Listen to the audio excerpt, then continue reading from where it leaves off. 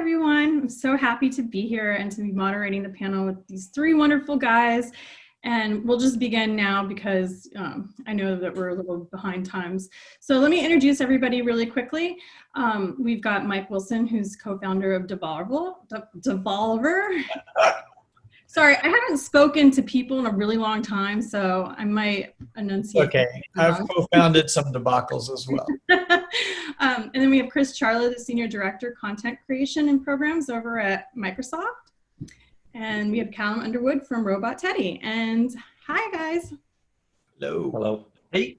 Why don't you guys, I'd love for you all to talk about what's been going on with you, introduce yourselves. I did some research and I saw that the WHO, the World Health Organization, stated that there's 264 million people worldwide that suffer from depression, and less than 50% of them go untreated.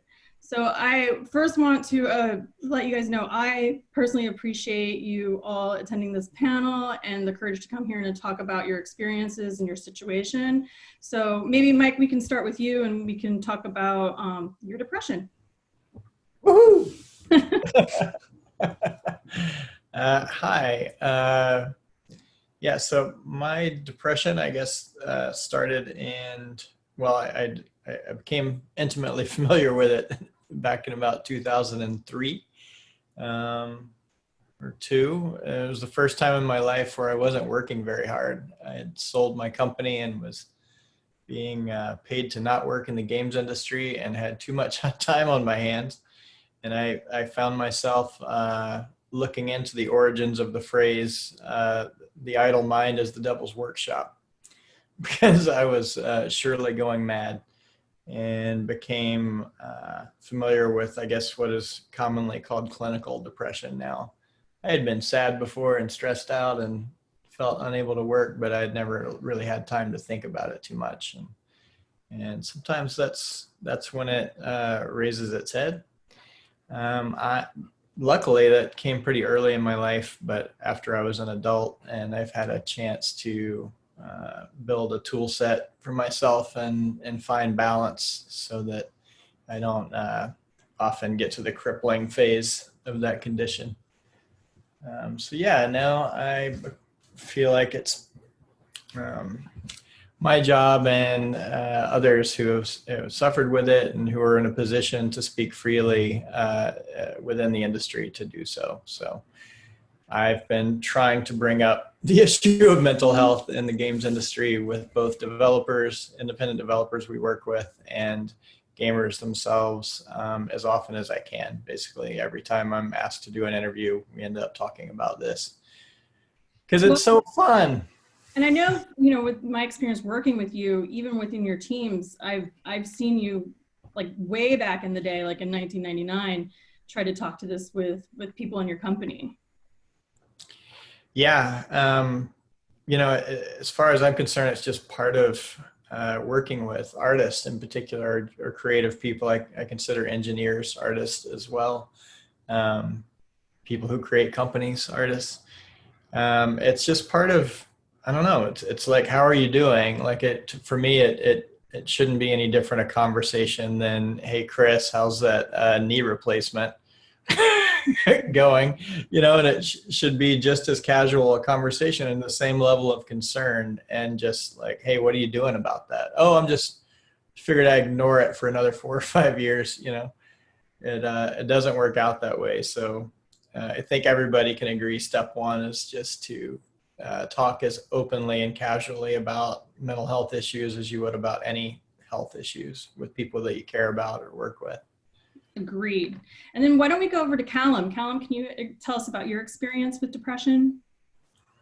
Mine is coming from the other direction to Mike, actually. I don't know when I had a pretty unhappy childhood. I don't know if that was depression, but like I didn't have many friends and I didn't have the best time. I kind of came into my own, I guess, when I was 16 and above, and I got my own freedom. And I feel like I just ignored things until it got to a breaking point. So I was working at Oculus at the time. I should have been the happiest I'd ever been. Everything was going well. Nobody hated Oculus back then. It was fun. And I ended up like texting my boss, and I was like, either I quit today or I take 6 weeks off because I need to go figure some stuff out about myself. And so for me, it wasn't burnout, but I was working a lot. And I think it was just everything came to a head where things that I'd ignored about my own mental health or my own personality that I'd always just put down to this is just how I am. I decided to approach it. And in the UK, I believe there's even still more stigma in the UK about mental health and generally, especially like therapists are not really a common thing here. And even I think in the US, there seems to be a disconnect between clinical depression and anxiety and a therapist. It seems like so many more people are happy talking about they have a therapist than perhaps why. So I went to a therapist for the first time, hated it, never went back, did like 4 sessions. I was out. It's not for me. But during that process and from seeing doctors and something, having them tell me you are depressed and you have anxiety and that is a medical thing was like a huge weight off my shoulders that I hadn't known existed and allowed me to now it's a problem that I know exists and somebody else has pointed to it and now I can approach it and fix it and handle it. Whereas before that, it was just, I feel sometimes I don't want to do anything and I feel very low and I get very stressed. And there was, for me, I actually liked it having a label and I was able to approach it properly and figure it out. So, and just to echo Mike's comment, I try and talk about it a bunch. I feel kind of nervous being here because there's a difference for me. I love to broadcast on Twitter and being like, I'm having a shitty mental health day. I feel depressed because then I can just ignore it, turn off notifications. It's done what I want, which is like to tell people it normalizes it. But it is, I do what I can to try and be open about it because the hope is that, and I guess, the reason for this panel is the hope is that if the three of us are able to get up and talk about it, maybe other people feel less lonely with their own problems. And people who don't feel they can talk about it because of career options or lack of, I think we're all in a lucky enough position to not have to have that be a specific worry when it comes to being open. So, Yep. And Chris, Charla, can you tell us about your depression? Yeah, sure. I mean, John, first of all, thanks to John Smedley for that keynote. It was awesome. And you could have almost just swapped our names and a lot of it would have been, really accurate. For me, like, I first noticed things in college and I would be like just sitting in my living room and just like, you just feel this weight and it's like, I should get up and do something. Like I should go make a zine, I should play a game, I should cook dinner. And you're just like, or I'll just be stuck to this chair. And it's just like, I think that for me, the big thing that this kind of takes the form of is the amount of frustration that I feel at being depressed.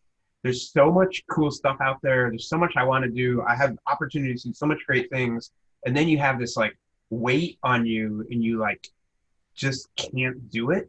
Is like so frustrating. It's like if you're trying to work on a project at work and you have like a really bad cold and you can't think and you're just like, oh, I want to do this and I can't.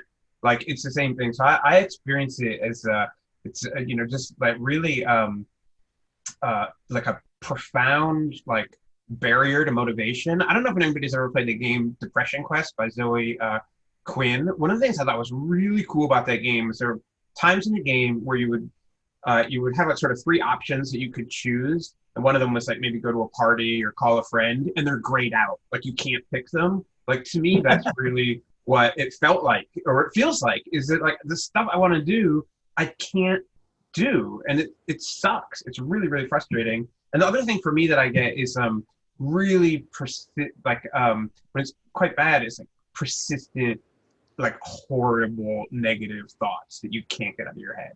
And that's like, again, like really just like, just deeply unpleasant. So yeah, but I don't talk about it. I don't talk about it on Twitter. I don't talk to people. I've never mentioned it publicly until today. And yeah, I probably won't ever discuss it again. So,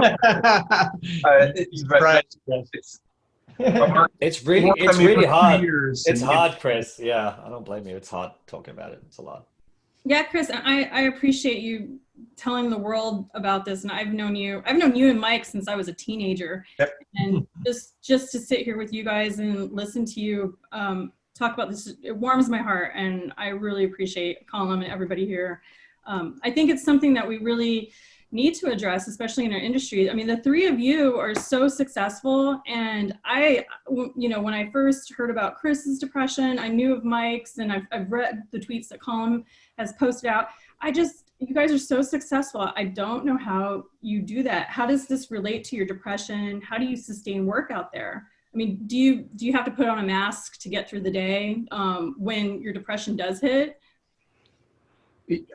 I think it really worked, which really helped. You know what I mean? Because it's like, distraction mostly, or? Yeah, and here's the other thing. Like, I know how I'm supposed to behave at work. Like, I know what somebody's supposed to do at work. Like, you're supposed to work. You're supposed to send emails and have meetings and have projects and think about things. And like, so it's actually a good, there's a formula there to like, I'm not saying that work isn't complicated and gray and weird and, everything else. Like, work is especially if we have like fulfilling careers like the three of us do, like work is really, really complicated and challenging, but it's also, how to behave. So for me, it's like, it's really, it really helps. The place I struggle is like, I come home, there's so much I could do and do nothing. It sucks.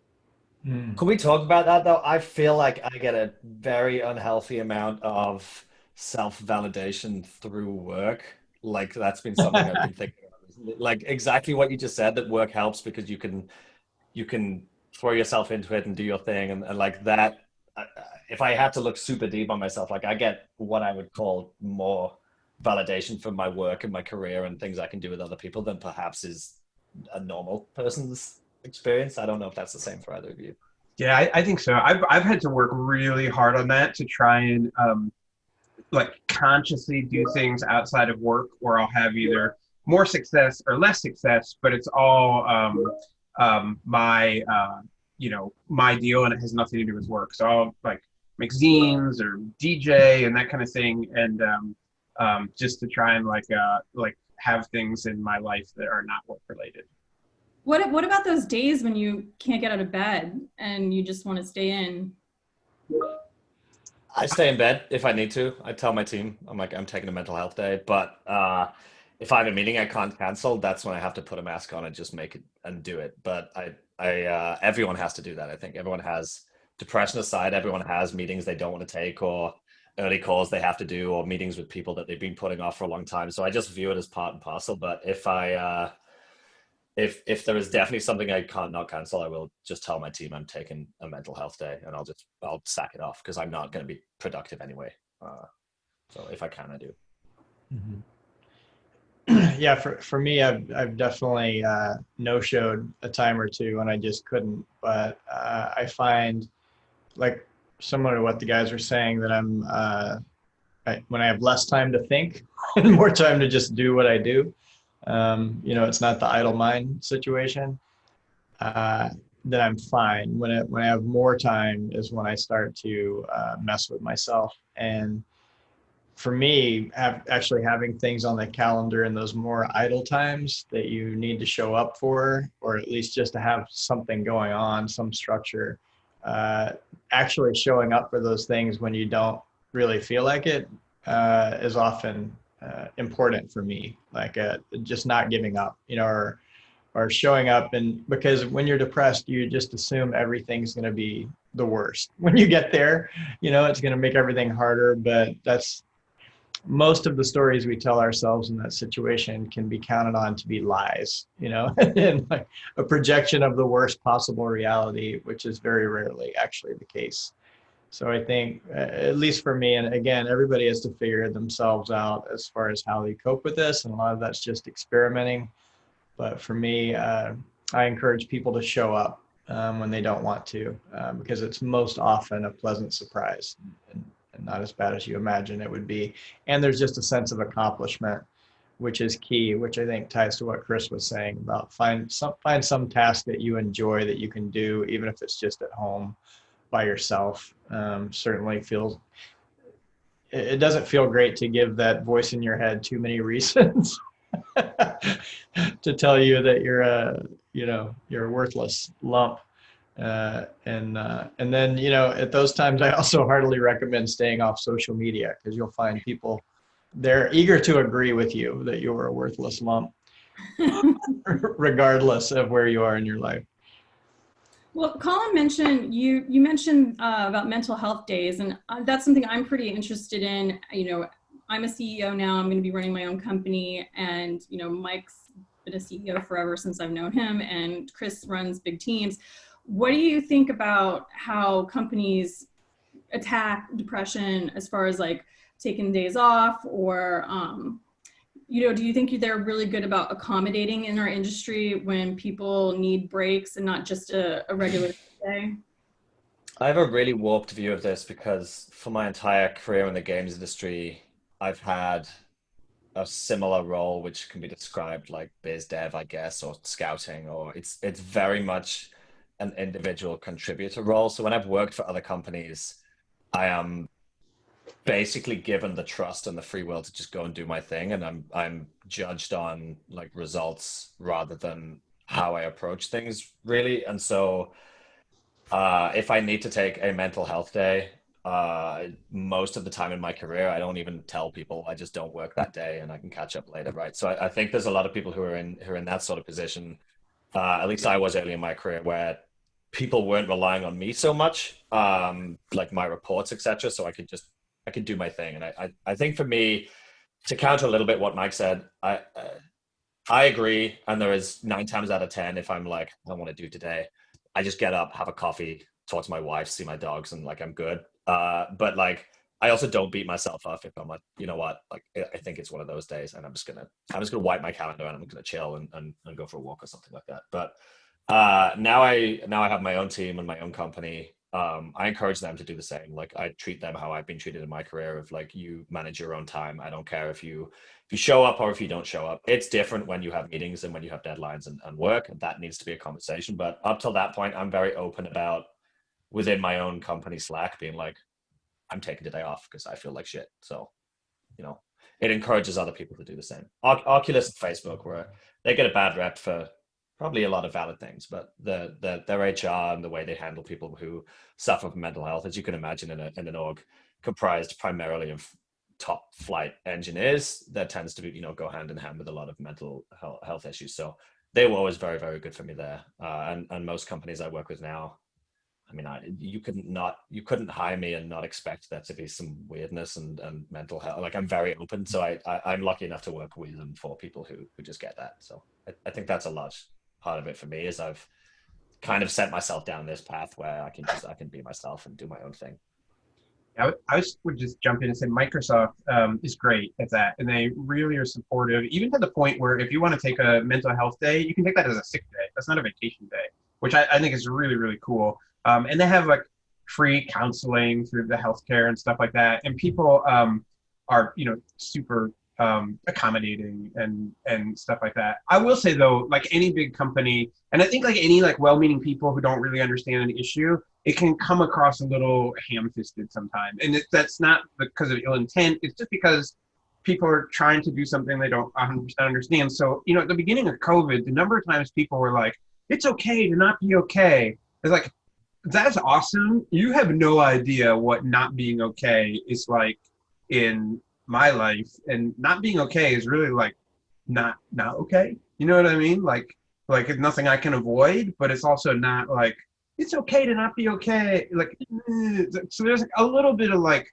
platitudinous. It can sometimes come across, but it comes from a good place. And I would, and I would say that Microsoft especially is like, is super good about all disabilities, like mental health included, and accommodating and trying to help people. And I've never seen any counterexample from that from an individual at Microsoft ever. Yeah, my suspicion is it's, from what I understand from developer friends who work at big companies, it's still tougher for a developer, and that weird pressure that those teams put on one another. There's still a little bit of that leftover whatever machismo about what a badass you are because of the number of hours you can work, and it's secretly because you have nothing else going on, and this is the one thing that makes you feel okay. I haven't worked at a development studio since before I was really well versed in this, and so I can't speak to that, except anecdotally I hear there's still that's probably the place where there's still the least open conversations. For the last, I mean, I've always only worked with independent studios, but for the last 10 years, I've been really enjoying this new indie wave of these really tiny teams. And I'd say that the biggest thing there is that they are speaking openly and with one another about these issues, at least in my experience. It doesn't always help, but I don't know, like anything, I think just knowing you're not alone is useful.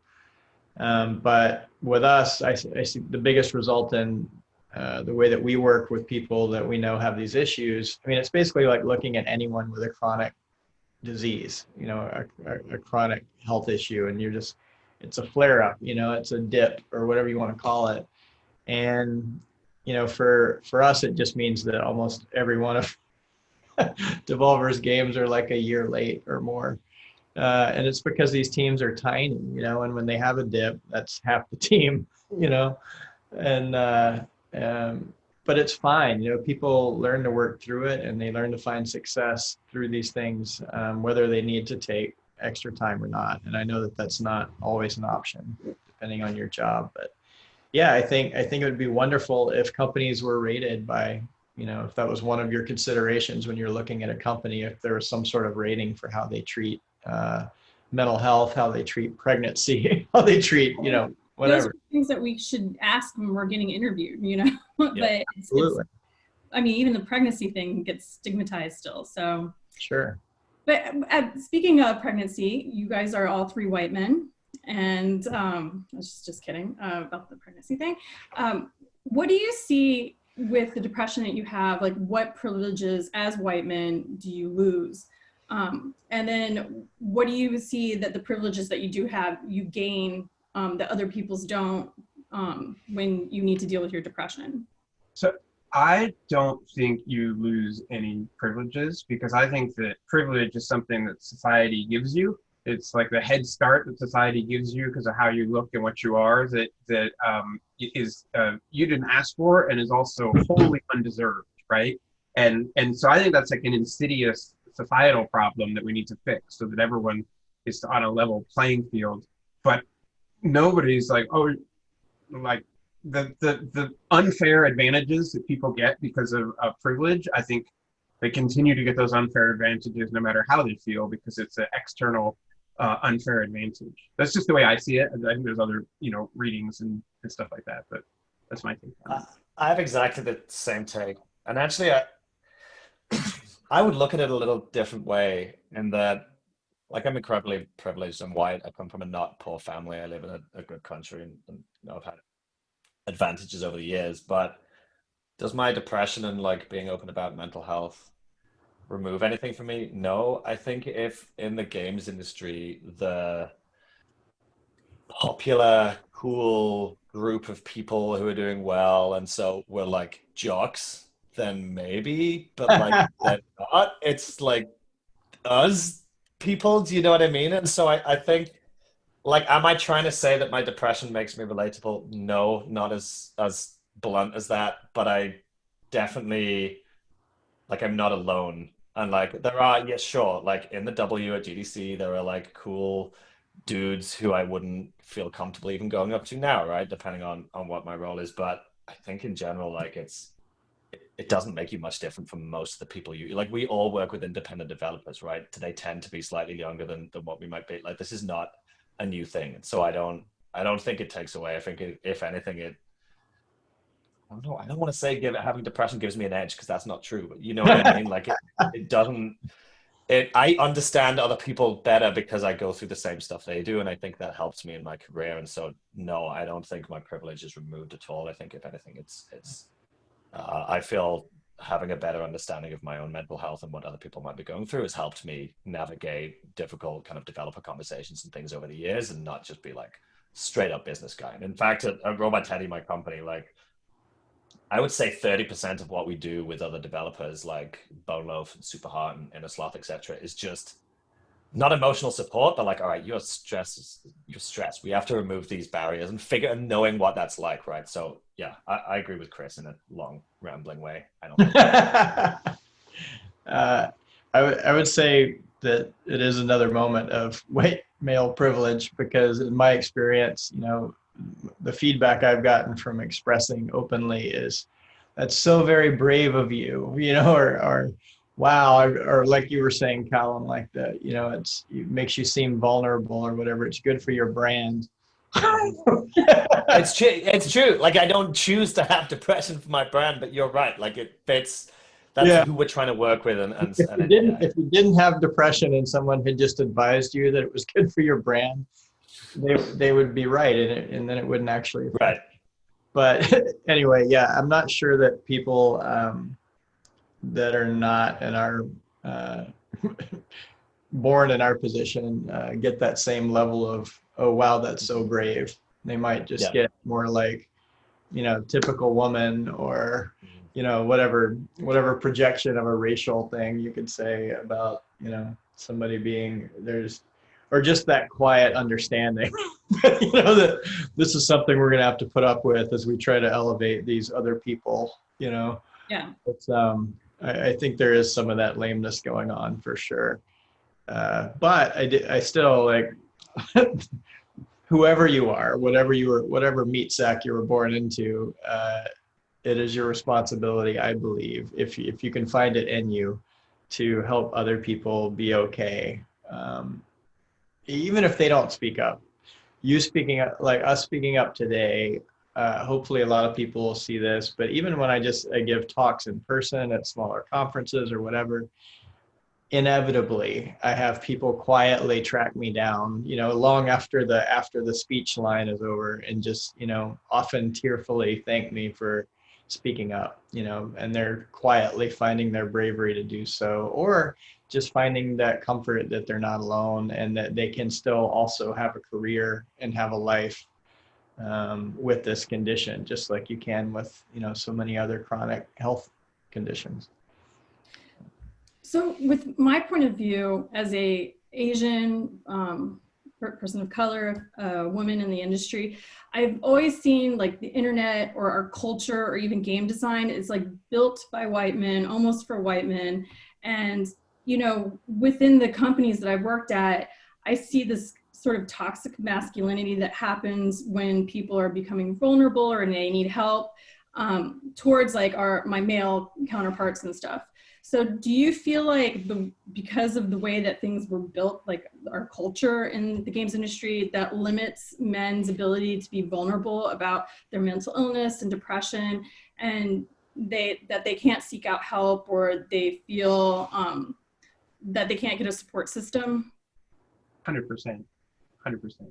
Yeah, I really do. Because I think people, like, look at the three of us, again, are all very privileged in like where we are in our careers and what we do, and it gives us the ability to, you know, kind of talk about these things. There's other people who aren't there, and they are not comfortable talking about issues. They wouldn't be comfortable talking about maybe other health issues too, like if they had a heart problem, they don't want people to know, you know, or if they are colorblind, you know, anything. And mental health is no different than other health issues, and lots of people, you know, and I respect this, like, don't want to share their health problems with anybody else. But I think that like mental health like is like doubly stigmatized, and I don't think it's just a game industry problem. I think it's just like a societal problem. Yeah. And Trish, those things, the way the industry was built, you know, just I would invite you to consider, like, so far, you know, we are so in the infancy still of this medium. I know it doesn't seem like it for those of us who've been in it since we were kids, but we are still like in the beginning, right? In the beginning, it was all white men, and there were only shooters. But I think I'm just saying, I hope things will change in the same way that, you know, we don't have booth babes anymore, right? And we don't, like, when we went to reboot Shadow Warrior at Devolver, we had to, you know, there was an awful lot of racism to unpack and rewrite, you know, erase and try to reimagine humor in a less just blindly hateful way. Not that that's what the developers intended ever.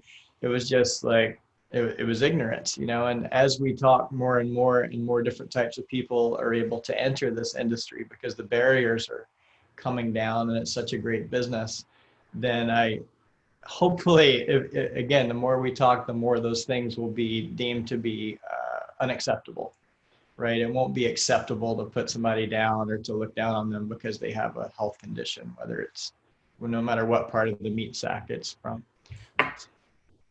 So I started in this industry 11 or 12 years ago. And I worked at Utechnics, if anyone remembers them, an old racing game company in the north of the UK. But then I did an internship at Intel. Um, I would not, I would not have got on a panel and talked about my mental health during that internship. I probably wouldn't have got on a panel and talked about my mental health for like maybe 2 or 3 years after that. And I feel like there's a strange disconnect when I think about this panel, which is that on one hand, having three people who ultimately, I guess, have a lot to lose and who are very well known by people, and have to turn up tomorrow and potentially do business with some of the people watching this, right? Like that, I think that's a good thing because it's showing that this affects everybody potentially at every different level, and it's hard to be open. And so seeing folks like Chris and Mike do it is very, I think it's very important. But like, I don't want to take away from what a junior developer in a 200-person studio would feel like. Are they really going to go and tell all their new colleagues they're depressed all the time? Like, probably not, right? And so I still think we have a long way to go. I have stubbornly carved my own path where I essentially answer to nobody right now because I want to do things my own way. And I feel like Chris and Nick are basically the same position right now. Do you know what I mean? And I recognize that I'm able to talk about now because I'm not scared of what someone might say tomorrow, because I'll just not work with them again if it's a thing, right? And you can't say that for juniors and for people at the beginning of their career. So I think this is really important. And I also think it's like, it has to also happen at studios directly to encourage this sort of thing, and to allow people to open. So, and yeah, I think men and toxic masculinity and things is a societal issue. And I don't see it getting better on a societal level, especially not in the UK.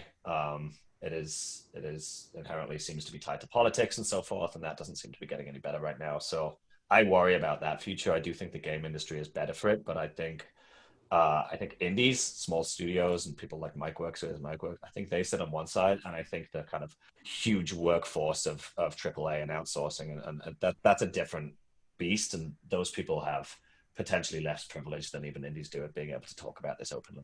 I don't know how you fix that. Like, that's just a time and an effort thing. Well, what do you, with the three of you, how do you do your coping mechanisms? Like, what do you do for your emotional needs? Like, what would you like to tell people out there so that they can get some advice from you about how to find their people, their support system, whether it's therapy or medication or a dog? Like, what is your opinion, and what did you guys do for these things? The biggest, I'll shut up in a second, sorry. The biggest pivot I made actively in my career was stopping thinking about what people do and who they are in terms of who my friendship group ended up being, and just starting to be friends with the people I liked and vibed with. And that was a conscious decision, I want to say like 6 or 7 years ago, after another friend who was arguably more important and more successful than me, had no, like, he didn't care who it was. His friendship group were just randoms from around the industry that he vibed with. And I was like, that's the life that I want. And so for me, I think it's easy for me to say I know who I need to know, but for me, focusing on people who you genuinely vibe with and want to be friends with and have similar interests, no matter what they do or where they're from, that is the biggest single change of happiness I could have made in my life. And stop caring about, like, you know, because if networking doesn't matter unless you have a business relationship with someone. So it just doesn't, like, if you work with someone, it's great. Like, you don't have to be friends with them. So that, on a general long-term level, that was it for me, was just deciding that, no, I care about friendship more than like who people are and climbing and so forth. And not other than that, admitting to myself that I'm depressed or I'm anxious and need to take time off is just the single best thing for me. Like, if I need to take a day off, I take a day off, and I don't feel guilty about that. That took a long time to get to. I think just talking to people has really helped me. Like when it was like a couple things I was like really struggling with, you know, and for whatever reason, and I don't know how you do this in the age of COVID, like somehow I find it way easier to find people and to talk to people, even who I know pretty well, like at a show. So if I'm like at a show, everything's all crazy, and then you know you go to dinner with like one person, and you guys like actually have you get away from where everything's going on, and you just like actually have like that one-on-one conversation, which to me is like I love trade shows and seeing everything and the noise and everything like that. But what I really love is like getting to have either a one-on-one or small group conversation with just 3 or 4 people, like and just solve the problems of the industry or whatever. And like that has really helped me. And there've been a couple, you know, people in the industry who like, you know, I save my life. You know what I mean? You just like have that conversation. And it's like really important. So for me, that's kind of like how I've dealt with it. And like I'm not public or anything like that. And then just also to kind of like Mike's point, like keeping busy. You know what I mean? Like you know,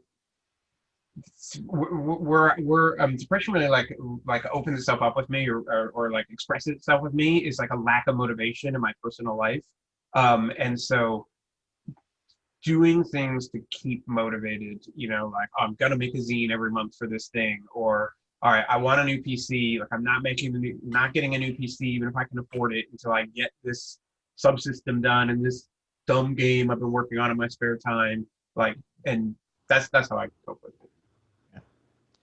When I first got that first big wave I was talking about when I was in my early 30s, I had no toolkit developed because all I had ever done was work. Way too many hours. And so I had to, you know, I went to a doctor and got some medication, which probably saved my life. At that time, it was definitely like I had no knowledge of, first of all, how many people around me were already on these meds, which I think if everyone, you know, had that moment in their studio, if they were somehow forced to self-identify the depression meds, it would make everybody realize that, okay, it's like half the people here are on some kind of anxiety medicine. But I, you know, like a lot of people, I didn't want to accept that I was going to need to take that pill every day of my life. And so I just started experimenting with different things. For me, the eventual recipe I figured out ended up being, you know, exercise, even if it's just a walk or whatever, and trying to find some sunshine. I'm pretty light sensitive, as it turns out, and then, you know, eating good food, eating things that are actually good for you. And a friend of mine that's a gamer pointed out that what her trick was to remove herself from her body and treat herself like an avatar, like a character in a game, and like you're, you know, because the terrible thing about depression is we treat ourselves in such a way, like the stories we tell ourselves about how terrible we are things that we would never say to a friend or think about a friend or literally any other human being, pretty much. You know, you give pretty much anybody more of a break than you give yourself. And so her trick was to remove herself and try to look at this human, this avatar that they're driving around as if it was a game, and trying to figure out what that character needs, you know, to be able to operate, right? And to build your toolkit and no, everyone's is different, whatever works for you. There's no cure all, but all of the methods are okay, you know, and good to try. And eventually you will find out, oh, well, wow, if I just do yoga 3 days a week, I'm pretty good to go, you know, whatever. And other people do need to be medicated every day and still, you know, have a great life with that. And different medications work well for them, and they're functional and they feel better, and they don't, you know, it's just being open to, and curious, you know, about what will work for your avatar, yourself. Everybody's different. Yeah. The exercise thing I want to jump on, because like I would never say to someone, exercise, just work out, you'll be fine. But for me, if you imagine it's like a cup that spills over, and if I exercise 2 or 3 times a week and work out, I don't get muscly, I don't get fit, I don't lose weight, but I stay healthy. And for me, that just brings the like water level of the cup down a little bit. Like it doesn't cure anything, it doesn't stop anything, but it like it it There's a that brain tiny chemical little. that happens when you exercise that your endorphins release, and it really helps. Is that what you mean? Yes, but also no, because it's also like that tiny bit of unhappiness that you might experience when you want to go on and put on a t-shirt that doesn't quite fit you, and so you Uh, don't do it, or you don't feel good about yourself on a very small level. That removes that, and so removing my general like I feel unfit, or I ate so much, or like I don't feel like I fit my clothes, like removing that from my life and removing other little bits and pieces. Um, like keeping my office tidy and those like removing all those tiny micro aggressions that life throws at you is a really good way for me to never like tip over into like needing to take time off. I still suffer from everything. I still like have to take my time over things, but it is genuinely like self-care in those ways is what helps me not like keep stable and keep it at a level. I couldn't do, if I went back to when I was like, you know, even 5 years ago, where I was like eating like crap and not never working out and stuff, like I think I'd be in a much worse place right now. Well, I think that if anybody's that's suffering from depression, it's important to find that combination to help them, whether it's therapy, whether it's, you know, a huge support system, small support system, or being part of a community. And I know it's like COVID time, so it's kind of hard for people to get together, but the nice thing about Take This is they have a Discord, and Eve's gonna pop up the Discord links, and people can go there, and it's like really validating, non-stigmatizing. Or if you're in a crisis or you know somebody who's in a crisis, you can also go to the Take This website and the games hotline, or again, Eve's gonna pop all this stuff out, and there's people there that can help you. So I just wanna let everybody know you're not alone. This was a great panel from 3 wonderful men that I know, and I'm really happy to be there with you guys. And I would like to open it up and take questions, and if anybody's got any Q&A for the 3 of these dudes. I'm not sure really how we do it. How do you ask questions about Yeah. depression? Eve, we do it on the chat, or where people ask questions on the chat? Okay, yeah, it's in the chat. All right. Well, while we wait for a question, is there any last minute thoughts underpinning? I had one I meant to mention, since I mentioned that light is an issue for me, like an awful lot of people. And I moved to the Pacific Northwest a few years ago and knew that that would be a challenge here. And I have discovered that those light panels, those happy lights, I think they're called. Yeah. Sad lights. Yeah, which are very inexpensive, are actually very effective. Like they, for me anyway, like I really absorb the energy. And if I do that after 11 o'clock in the morning, I'm not going to be able to sleep well that night. Like it really does juice you in a similar way that that exercise might with endorphins, or that, you know, sadly we rely on caffeine for too much for our energy to power through. So that's something that if you live in a place, as we're heading into the darker months, that getting to daylight is a challenge. You know, it's something you can do for 15 minutes in the morning and be charged up for the day. And that, along with vitamin D drops or chewables or whatever, have been incredibly helpful for me. Yeah, I've been the same. It is a sad light, by the way. It's like seasonal affective disorder light, I think, which I love. Yeah, it depends on where you're at, because that's a diagnosis. And so in a lot of places, you can't actually advertise this thing to cure that if it hasn't been through that process. Okay. In England, they're like, yeah, whatever. In the States, they're called happy lights. Of course. I got it. I use the same vitamin T as well. Yeah, I've been chewing them every day for like 6 months now, and I've had a marked notice in energy levels, I think. So I think it's all connected. Yeah, there's a question in the chat about instances where signs of depression were dismissed as you're just lazy, and is that fake, or are there actual tangible differences? I'm a really lazy person, so I feel qualified to answer that. Like, there is a big difference between it's like Saturday morning or Sunday morning, and I'm drinking coffee, and I still got a paper because I'm old, reading the paper, and you know, my wife is like, "You need to clean the basement," and I'm like, "I do need to clean the basement," and in my head, I'm like, you know, because I'm lazy and I just want to hang out and read the paper. I'm like having fun, and you know, and there's a big difference between that and being depressed and like unable to, like, you look at the piece of paper and you're like, I don't, that piece of paper hates me. I don't know what to do. Like, and so I think there is like a huge tangible difference. And anybody who's trying to dismiss your feelings by telling you that you're lazy, unless they know you really, really well and know that it's Sunday and you can go clean the basement, that's just totally invalid. And it's usually just, you know, that would be a statement by somebody that doesn't know any better, right? And sometimes you just have to, if you're up to it, help inform them, you know, and if you're not, just realize that this is just a, you know, it's a person who's ignorant about this particular topic, right? And try not to let yourself tell that same story. Yeah, and I mean, even in the workplace, if I would just address it. I mean, I'm very a forward person, as some of you guys know, but if someone said that I was being lazy in the workplace and I'm going through a bout of depression or something was going on with me, I would just be very honest about it. Like, you know, when you watch those movies and there's all this miscommunication, one of these people was like, just tell them how you feel.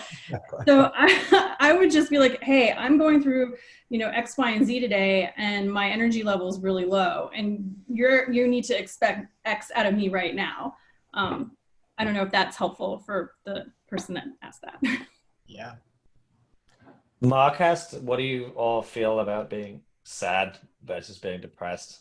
I actually like that question because I kind of separate my sadness from my depression. Like, they're completely, it's a different thing. Like, a depression is like, I don't know how to describe it, but it is a tangible thing that I can't escape and I need to handle and figure it out.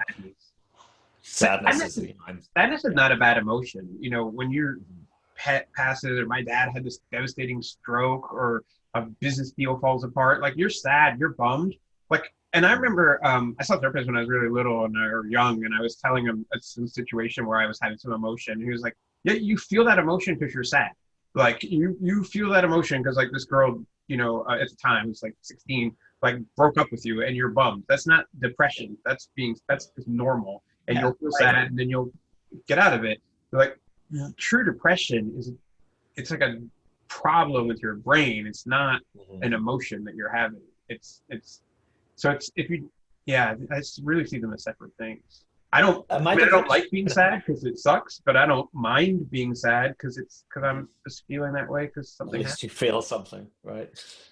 My depression can have a catalyst, or it can have no catalyst at all. Like, I can have a bad day at work and that might, you know, knock me out for the rest of the week or whatever. But like, usually it doesn't really have a catalyst, at least that I can think of or point to. It's just, well, brain's being shitty this week or today, and being sad is usually I can figure out reasons for why I'm sad. Yeah, I mean, sadness is to be expected, right? The idea that we're always supposed to be happy is ridiculous. Like, it just makes no sense at all that we're expecting to always be in a good mood or feel well or be happy. Like, there's going to be dips and peaks and valleys, and that's what makes the good times really good, right?